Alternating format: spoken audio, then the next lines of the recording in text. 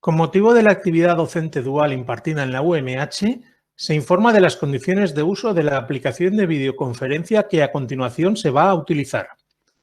Primera, la sesión va a ser grabada con el objeto de facilitar al alumnado, con posterioridad, el contenido de la sesión docente.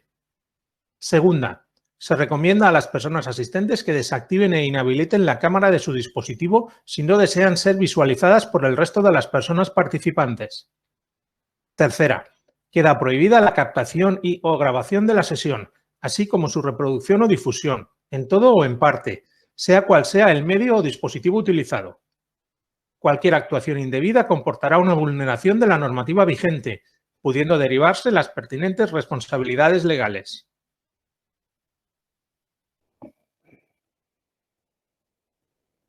Hoy vamos a continuar avanzando en el programa y después de haber estado hablando en las sesiones anteriores de ensayos de toxicidad, de cómo se hacían ensayos de toxicidad destinados a evaluar la seguridad para la salud humana, hoy vamos a centrarnos durante todo el día de hoy en ensayos de ecotoxicidad, aquellos que están destinados a evaluar la seguridad de las sustancias químicas para el medio ambiente. Ahora, conforme algunos de los ensayos que voy a contaros hoy, los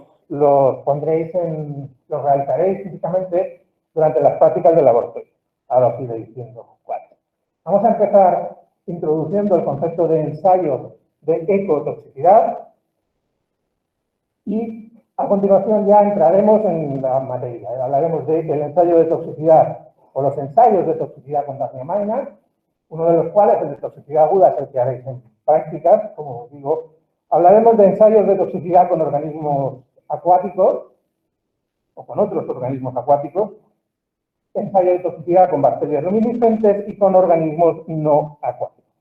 Vamos a ver, para empezar, ¿qué queremos decir cuando hablamos de ecotoxicidad? Tendremos que saber primero o aclarar qué es la ecotoxicología. La ecotoxicología es la rama de la toxicología que estudia el efecto de las sustancias químicas sobre los ecosistemas. Entendiendo por un ecosistema todo el conjunto de poblaciones que se interrelacionan entre sí en un determinado medio ambiente. No vamos a entrar mucho a definir eso porque de eso sabéis vosotros más que yo. Pero atendiendo a cuál es el objetivo o la diana de toxicidad que queremos proteger, normalmente pues podemos hablar de toxicología humana o toxicología clínica cuando queremos hablar de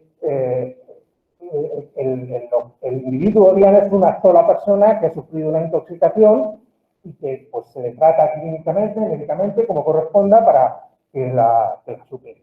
Sin embargo, cuando hablamos de toxicología, cuando la diana de toxicidad son poblaciones, que es lo que os dije el primer día, que ese sería nuestro objetivo, no hablar de individuos concretos, sino de poblaciones. Cuando hablamos de que la diana que tenemos que cubrir es una población entera, hablamos de toxicología ambiental. Y una de las poblaciones que podemos tener interés en cubrir es, por supuesto, la población humana.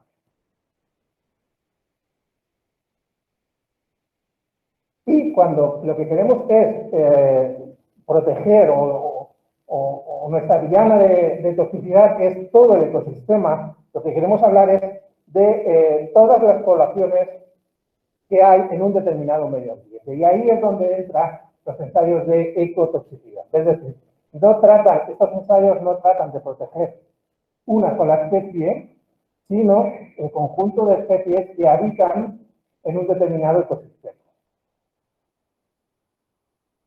Por lo tanto, el objetivo de un ensayo de ecotoxicidad es establecer la existencia de un determinado efecto adverso en un ecosistema. Dicho de otra manera, establecer una relación dosis-respuesta, como siempre, para poder determinar la dosis sin efecto o el NOE. El NOE, no hemos introducido ese concepto todavía, pero es el concepto análogo al NOAEL, es exactamente lo mismo, pero en lugar de estar obtenido en un ensayo con animales para la salud humana, con un ensayo medioambiental. El no a L es la L es el level, el nivel de efecto, y aquí la C, el no es de concentración. Pero como digo, es exactamente lo mismo.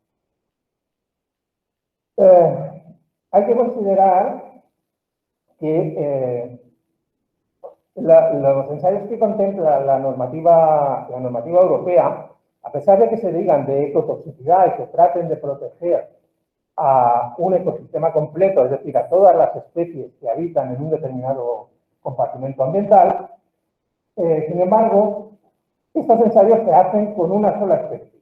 Eso puede parecer un contrasentido, pero realmente no lo es. No lo es porque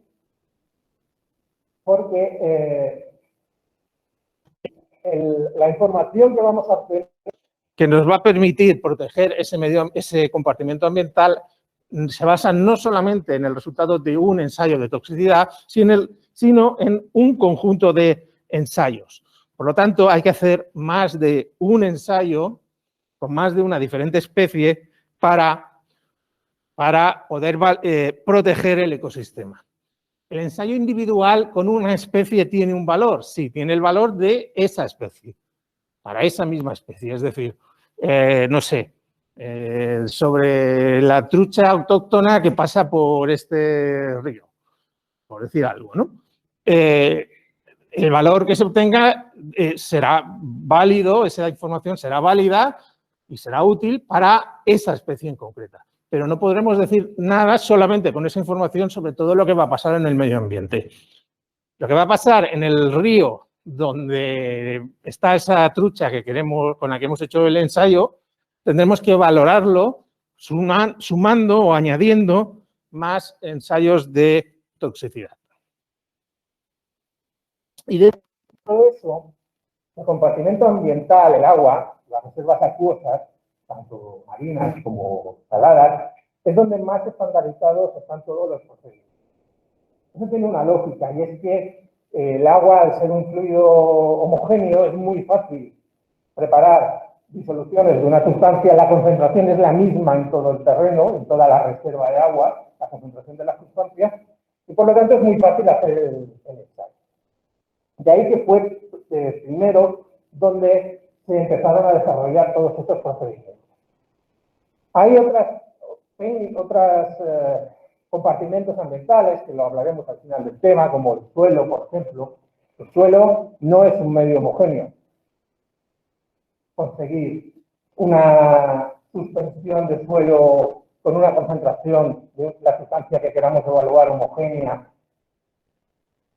y que nos permita sacar conclusiones sobre todas las zonas del suelo, todas las zonas, todo el área del suelo de que se trata. Lo mismo con la atmósfera, obviamente. La atmósfera, pues, las sustancias se volatilizan y se dispersan. Sin embargo, en el agua, como digo, es mucho más fácil. Y ahí es donde se desarrolló, como digo, primero todo este procedimiento. Para poder proteger todo el ecosistema, lo que tenemos que tener, os decía, es resultados en más de un diferente ensayo, con más de una diferente especie. Y estas especies, ¿cuáles son? ¿Son elegidas al azar? No, estas especies se tienen que elegir de manera que se incluyan todos los niveles de las cadenas tróficas. De manera que, yo digo, en agua, lo normal es emplear especies de esos tres grupos que veis ahí. Algas unicelulares, ¿qué papel tienen? Que hacen la fotosíntesis y oxigenan el agua.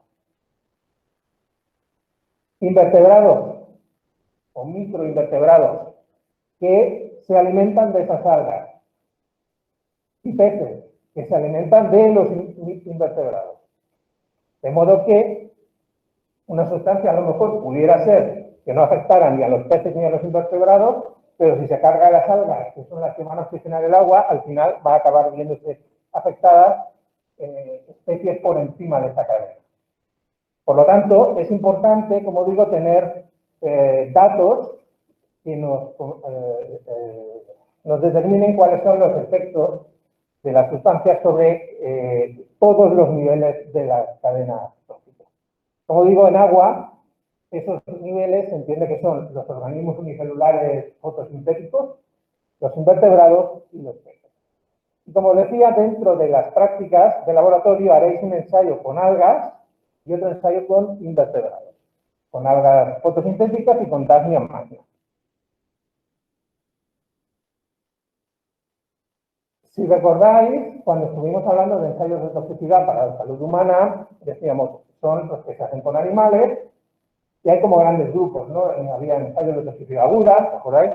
De toxicidad crónica, subcrónica, de genotoxicidad, de toxicidad a la reproducción. Había como diferentes grupos de ensayos, dependiendo de exactamente qué se verificara. ¿Cuáles son los grupos? Pues si hablamos de ensayos de ecotoxicidad, bueno, pues dependen del parámetro de medida, pero básicamente son dos los parámetros de medida. Si medimos toxicidad aguda, estamos determinando la muerte de la especie con la que estemos haciendo el ensayo. Y si que lo que queremos es determinar toxicidad crónica, podemos medir dos diferentes parámetros. Son las variaciones en las tasas de crecimiento y de reproducción. A lo mejor una sustancia no es lo suficientemente tóxica como para matar al individuo, pero si altera o bien su crecimiento, perdón, o bien su reproducción, lo que va a ocurrir al final es que la especie, la población de esa especie se va a ver igualmente perjudicada, aunque no sea por una muerte inmediata derivada directamente de la exposición. Por lo tanto, esto lo que veis, hay dos grandes grupos de ensayos de ecotoxicidad. Los de toxicidad aguda, que miden la letalidad, y los de toxicidad crónica, que lo que miden son alteraciones o en la reproducción o en el crecimiento. Dependiendo de la especie, es una cosa u otra.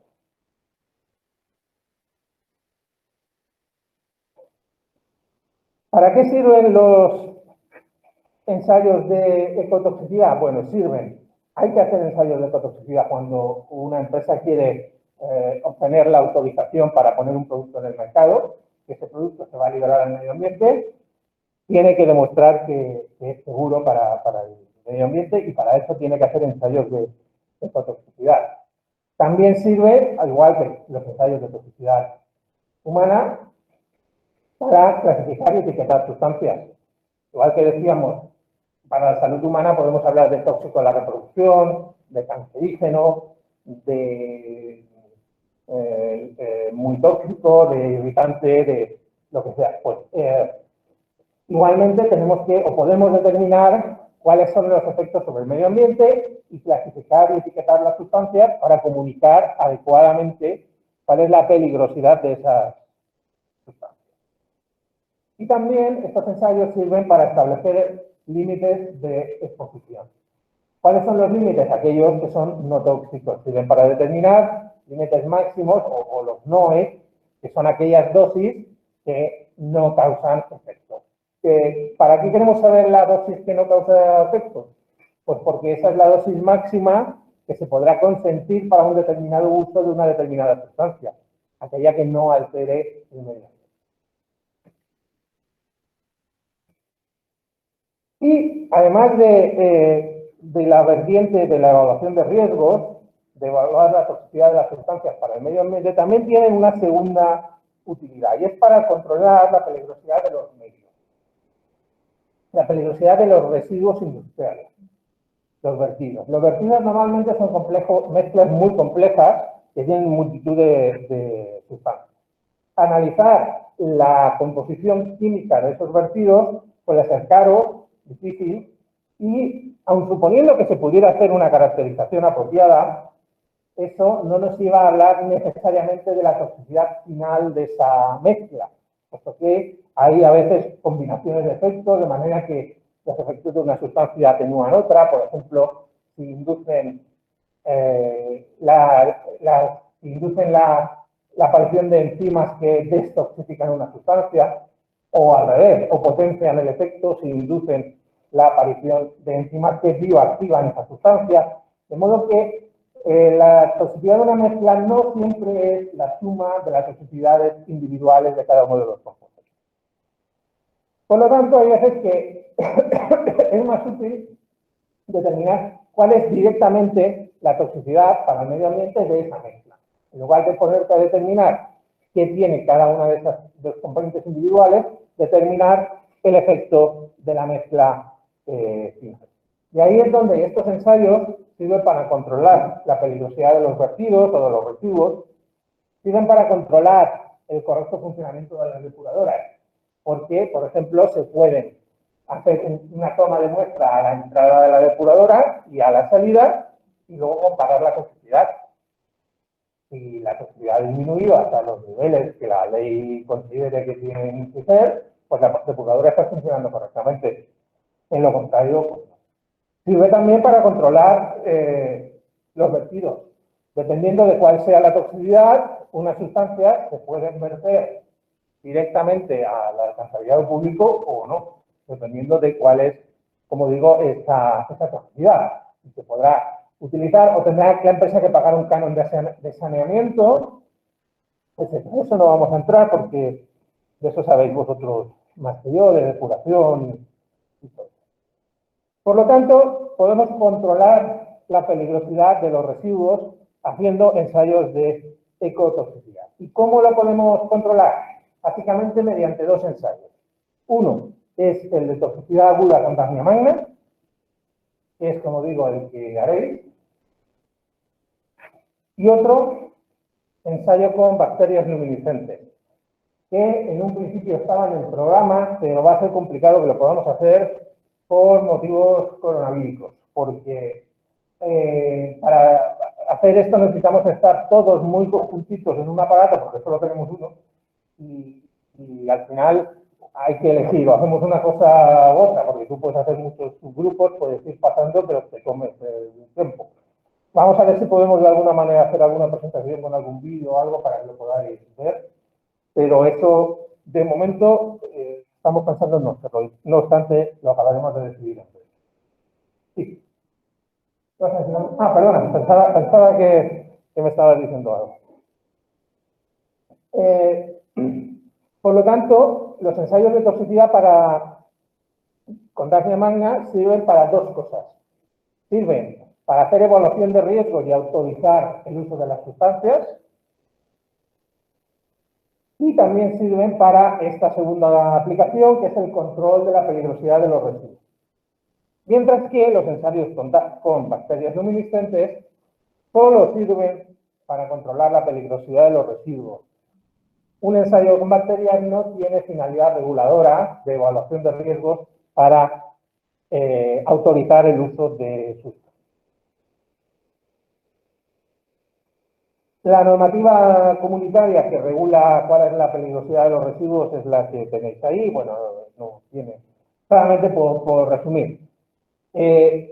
Un residuo se considera que es tóxico si en un ensayo con bacterias luminiscentes tiene una F50 inferior a 3.000 miligramos por litro. Es decir, si la concentración de ese residuo es capaz de reducir la población de esas bacterias al 50%, es inferior a 3.000 miligramos por litro, se dice que ese residuo es tóxico. Y si lo hacemos con Daphnia magna, esa concentración límite es diferente, porque a otra especie, pues el punto de corte es diferente, y es menos de 750 miligramos por litro.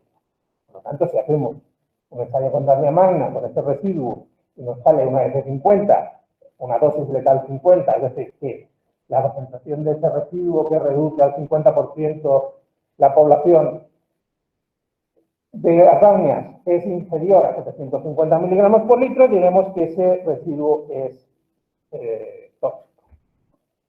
El procedimiento para hacer esos ensayos o ese ensayo de toxicidad con daphnia está en la norma, que es una norma ISO, que está regulada, es lo que os decía al principio sobre la necesidad de homogeneizar los protocolos de ensayos con bacterias para que, digo con bacterias, con cualquier especie, porque eso nos va a garantizar la reproducibilidad de los resultados y la confianza del consumidor en que esos resultados son buenos.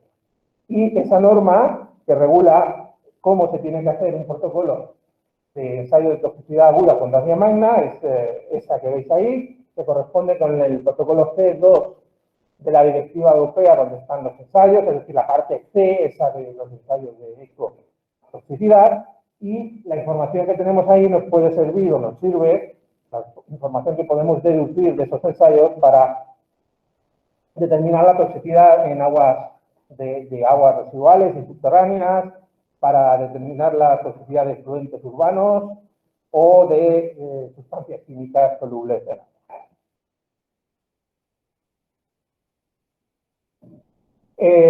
Os decía hace un momento, hay que hacer ensayos con más de una especie. Eso nos lleva a la siguiente cuestión, ¿qué especie? ¿Cómo elegimos la especie? Bueno, ahí hay varias posibilidades y los criterios que se manejan para elegir las especies modelo para los ensayos de ecotoxicidad son básicamente esos que tenéis ahí. Uno es que sean una especie que sea cultivable en el laboratorio de manera lo más fácil y económica posible. Además, tiene que ser relevante, funcionalmente relevante para el ecosistema, para que podamos asumir que un efecto sobre esa población va a acabar trasladándose al resto del ecosistema. Tiene que tener una disponibilidad constante para poder hacer el ensayo en cualquier momento, es decir, no sea una especie estacional. Tiene que estar distribuida geográficamente de la manera más amplia posible para que las conclusiones que saquemos sean extrapolables a la mayor cantidad posible, sean extrapolables a toda la geografía, a una geografía lo más alta posible. Tiene que ser preferiblemente muy sensible o altamente sensible al efecto de las sustancias químicas para asegurarnos la sensibilidad del procedimiento. Si una especie es muy resistente, nos va a dar información un poco útil o menos útil que con otra más sensible, porque nos ayudará a cubrir la información con la especie resistente a cubrir una menor cantidad de especies, es decir, todo lo que tenga una sensibilidad por debajo de esa especie resistente no va a estar cubierta con la información que yo obtenga. Sin embargo, si utilizo una especie muy sensible, va a estar cubierto de esa especie sensible más todo lo demás que sea más resistente. Bueno, además tiene que tener posiblemente una estabilidad genética para que las variaciones genéticas no determinen variabilidad significativa entre generaciones en la toxicidad, y además tiene que haber una posibilidad de establecer un criterio de toxicidad tanto agudo como crónico de manera sencilla. Los criterios de toxicidad de ambos ya lo hemos dicho hace un momento: agudo, letalidad, eso suele ser fácil; crónico, pues crecimiento o alteraciones en la reproducción. Y con todas estas consideraciones, ya lo que vamos a hacer ahora es entrar directamente en la materia. Como se decía, los ensayos de ecotoxicidad con Daphnia magna son de los más realizados y los más fáciles de realizar.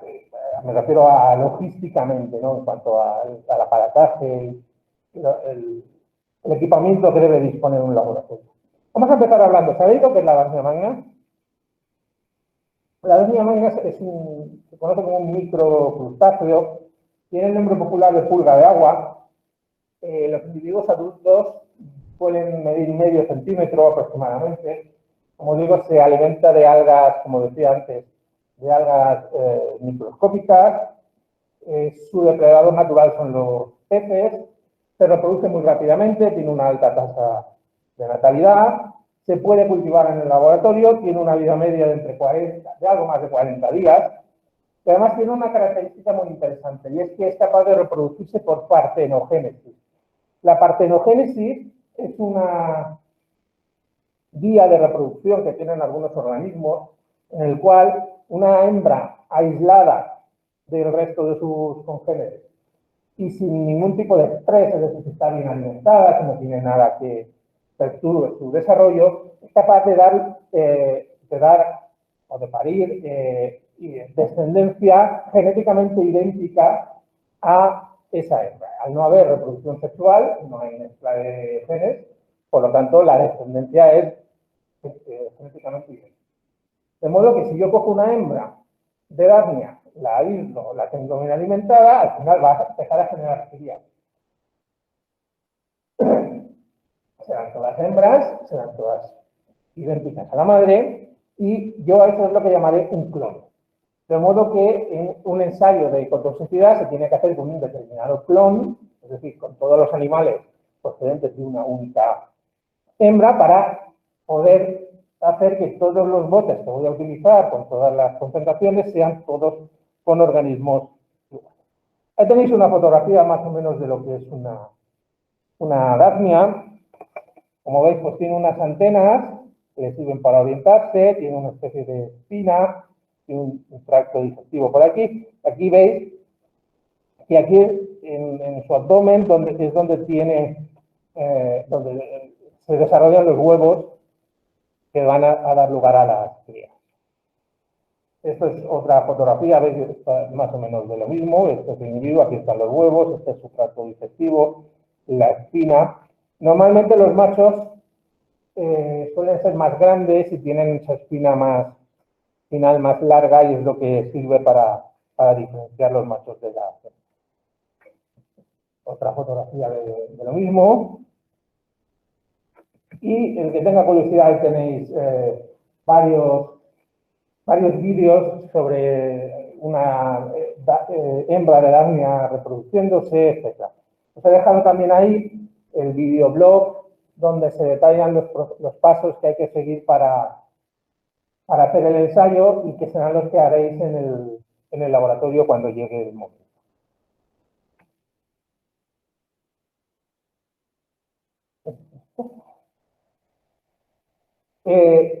¿Por qué se elige Daphnia? Bueno, pues porque cumple muchos de los requisitos que os he dicho hace un momento, 2 o 3 diapositivas más atrás. Es fácilmente disponible, se adapta bien a crecer en el laboratorio, es bastante sensible a la mayoría de sustancias, tiene esa interesante característica que nos permite obtener clones, es un marcador de un montón de cadenas tróficas y tiene un ciclo de vida suficientemente corto como para poder hacer ensayos de toxicidad crónica, donde lo que se estudia es la tasa de reproducción. Además, se puede cultivar con pequeños volúmenes de agua, no es lo mismo que un pez que ya requiere volúmenes más grandes, ya hay que tener canteras más grandes y es más difícil. Todo eso hace que sea una especie muy interesante. ¿Cómo se hacen los ensayos de Daphnia magna? Bueno, hay 2 tipos de ensayos. Uno es el de ensayo de toxicidad aguda, que lo que se mide es la letalidad. En el caso concreto de la Daphnia, a veces se llama también inmovilización, el ensayo de inmovilización. ¿Por qué se llama de inmovilización? Pues porque la Daphnia, si os fijáis, no tiene aletas, y lo que tiene es un movimiento en realidad de flotación arriba y abajo, con el que se desplaza para buscar comida. Luego ya los movimientos horizontales ya están relacionados con las corrientes de agua. Entonces, aquí en el punto final de estos ensayos de toxicidad aguda suele ser observar la inmovilidad, es decir, si cuando se agita suavemente el bote y se observa que los animales no reaccionan, aunque a lo mejor puedas verlos vivos porque mueven las antenas y demás, se da que ese animal está muerto porque no podría desplazarse por comida, con lo cual era una cuestión de tiempo que si hubiéramos hecho el ensayo alargando un poquito más, pues probablemente nos lo hubiéramos encontrado. Por lo tanto, este se llama ensayo de toxicidad aguda, y la finalidad es determinar la concentración de la sustancia que causa la inmovilización del 50% de la población, o la concentración efectiva, 50 tras 24 o y, dependiendo de 48 horas de exposición. Como digo, el punto final es la letalidad o la inmovilización, porque aquellos organismos que sean incapaces de desplazarse durante los 15 segundos a una ligera agitación, un ligero golpe de muñeca, se entiende que están inmóviles y por lo tanto van a morir.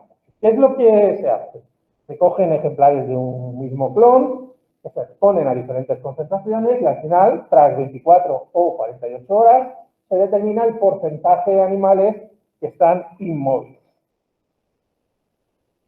Se tiene que hacer con 20 animales para cada una de las concentraciones y esos 20 animales lo que se hacen es dividirse en 4 diferentes botes con 5 animales en cada bote. De manera que son 20 animales por cada bote. Se suele hacer con un control positivo. Un control positivo es una sustancia cuya toxicidad se conoce y cuyo resultado tú puedes prever. De modo que tú puedes hacer el ensayo con tu sustancia más ese control positivo. Si el control positivo te da el valor que está tabulado, que se sabe que es la toxicidad, sabes que tu clon pedánea está reaccionando correctamente, el resultado es válido. Hay veces que, sobre todo, si los clones son envejecidos, es decir, si tienen mucho tiempo, se vuelven más sensibles y con lo cual el resultado tampoco es del todo fiable. Para verificar la validez y la robustez de este ensayo se suele hacer, como digo, en presencia de controles positivos.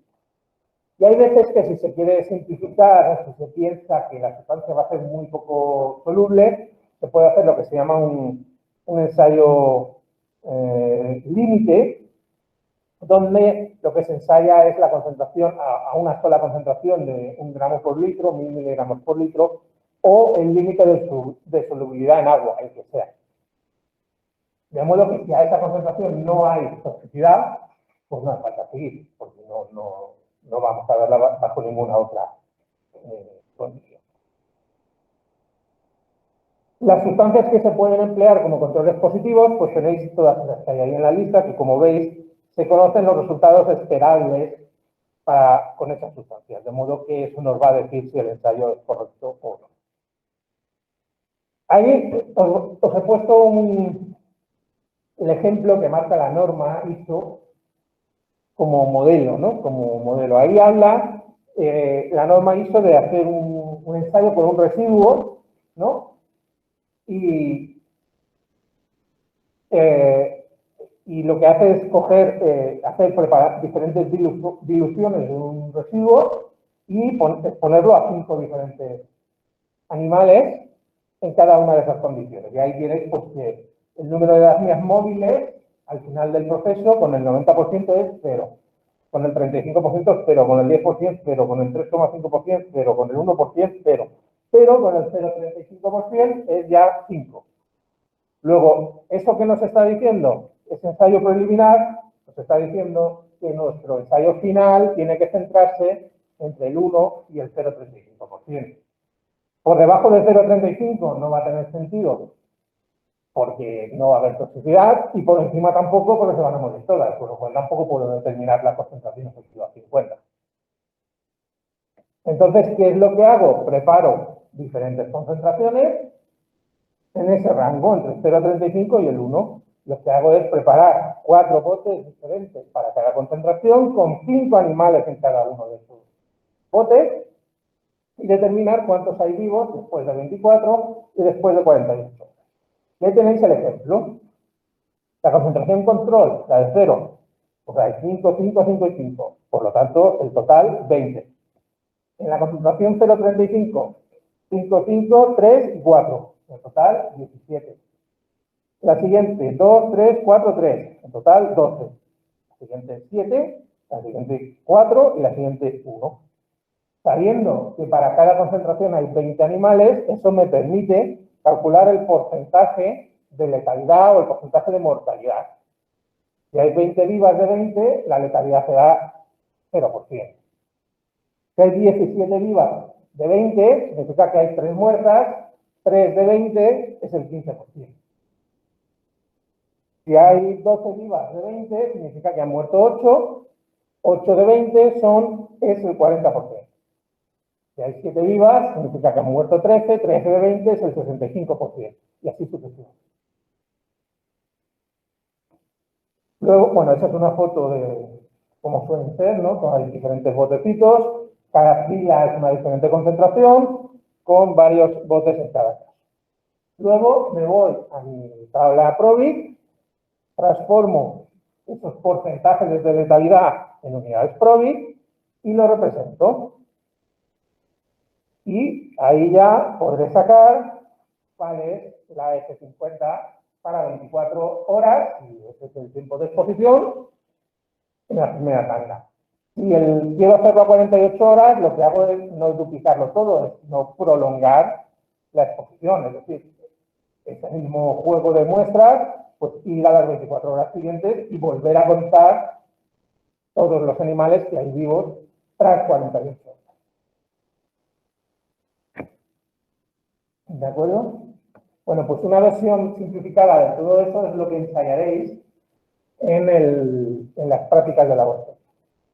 ¿Vale? También hay un ensayo de toxicidad crónica con datos.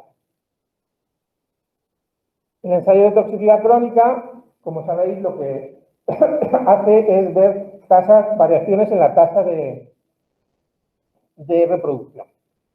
¿Por qué? Pues porque hay sustancias que no son tóxicas tras 24 o 48 horas, como os digo, pero sí dejan el animal tocado, y si eso impide que se reproduzca correctamente, también va a acabar afectando a la especie. Ahí lo que se hace, la exposición tiene que ser más larga, no puede ser 48 horas, lo que se expone son 21 días a 5 diferentes concentraciones, y al final se determina el número de crías por cada madre.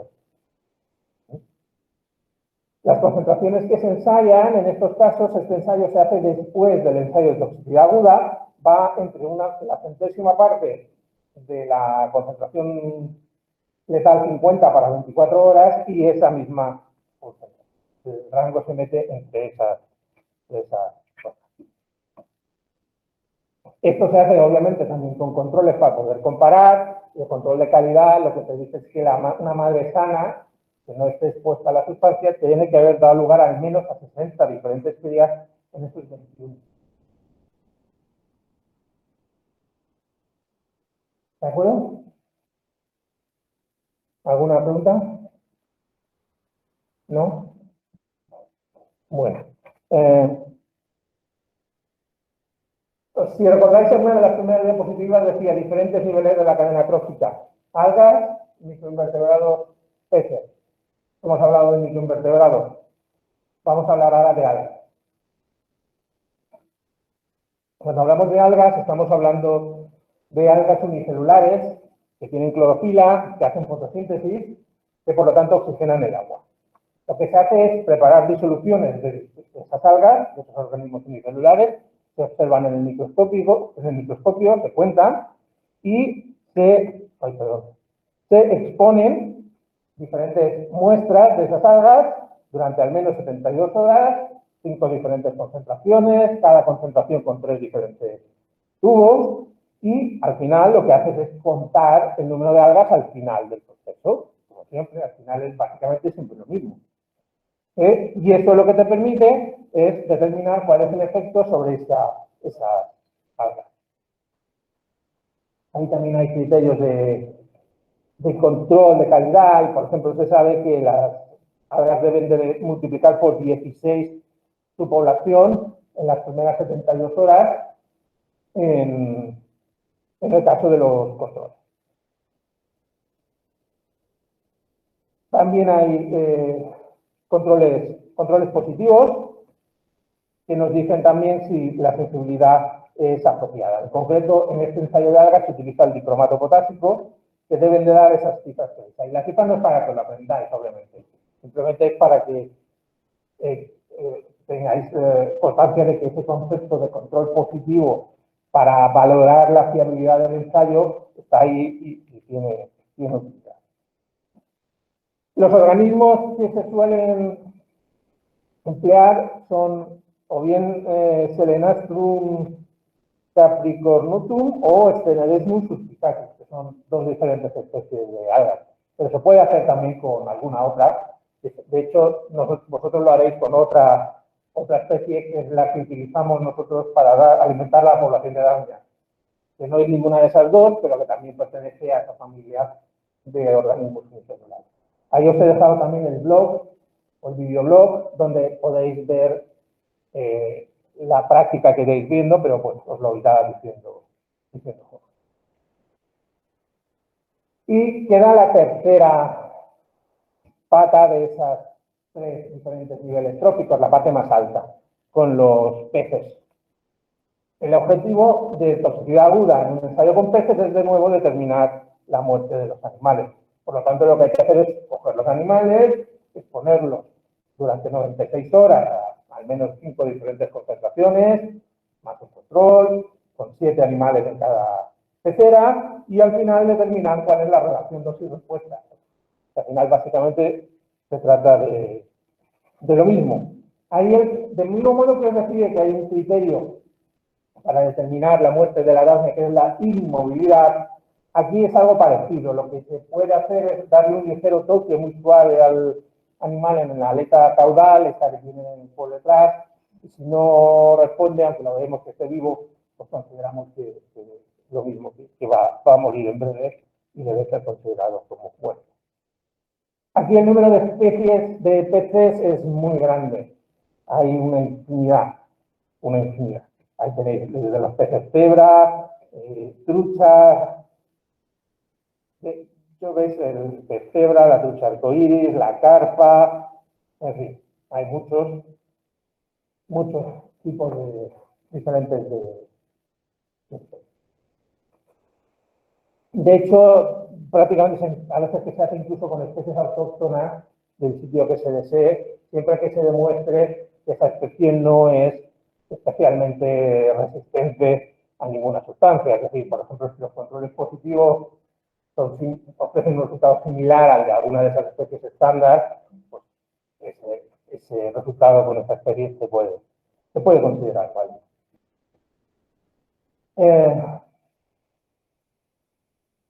El segundo ensayo, el de toxicidad aguda, perdón, el de toxicidad crónica, lo que hace es ver el efecto sobre la tasa de crecimiento, en este caso no es reproducción como daphnia, sino crecimiento. Lo que se hace es determinar ganancia de peso durante 28 días de exposición.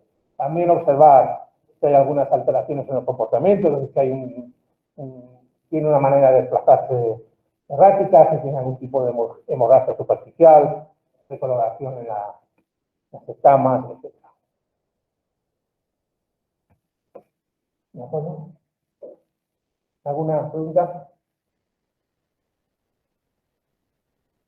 Bueno.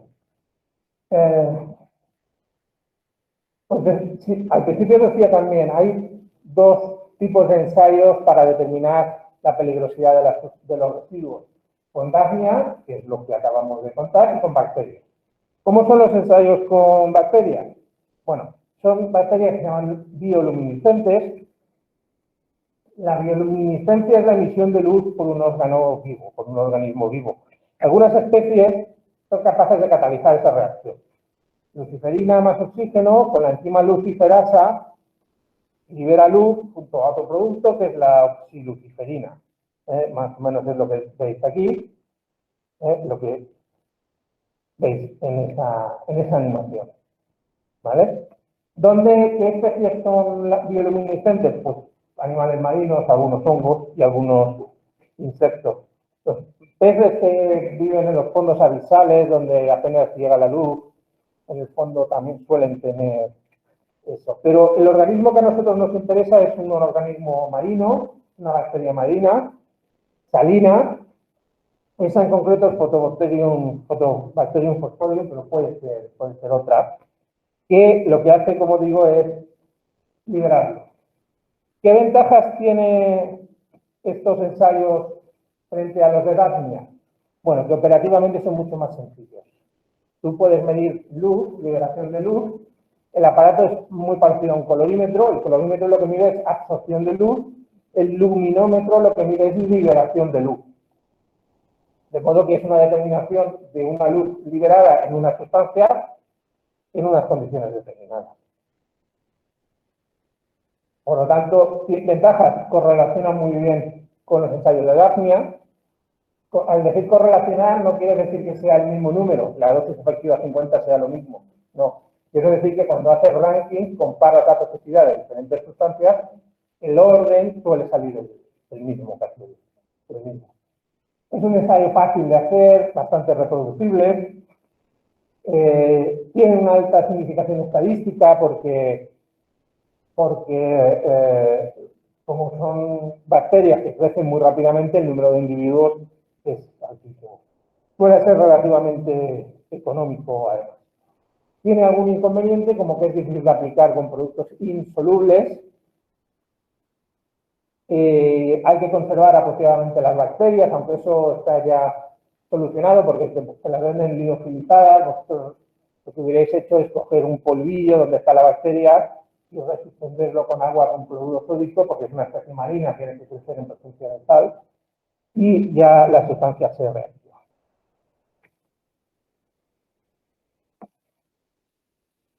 Hay diferentes tipos de ensayos con bacterias luminiscentes. El ensayo de toxicidad aguda es el más común, lo que mide es disminuir la luminosidad emitida por las bacterias tras exposición a diferentes concentraciones, de modo que al final es lo de siempre, es poner la bacteria en presencia de la sustancia a diferentes concentraciones y hacer una relación dosis-respuesta y determinar cuál es la concentración efectiva que encuentra.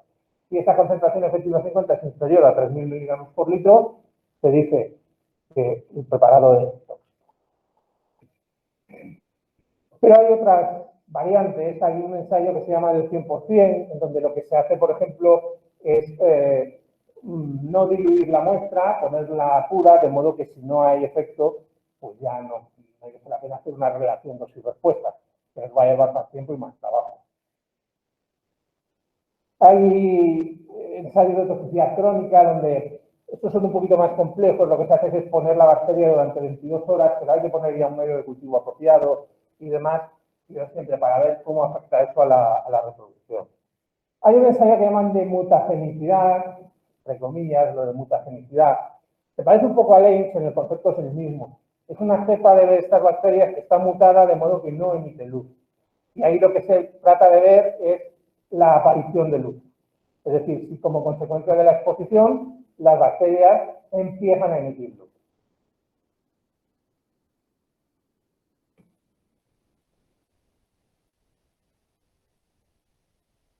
Y ya para acabar, vamos a hablar un poco de ensayos de ecotoxicidad con organismos no acuáticos. Como os decía al principio, con los organismos acuáticos está todo bastante bien establecido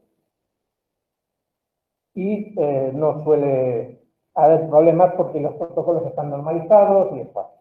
Con organismos no acuáticos también hay protocolos normalizados, pero ya no es tan fácil de realizar. Quiero decir, ya hace falta instalaciones apropiadas, personal suficientemente cualificado.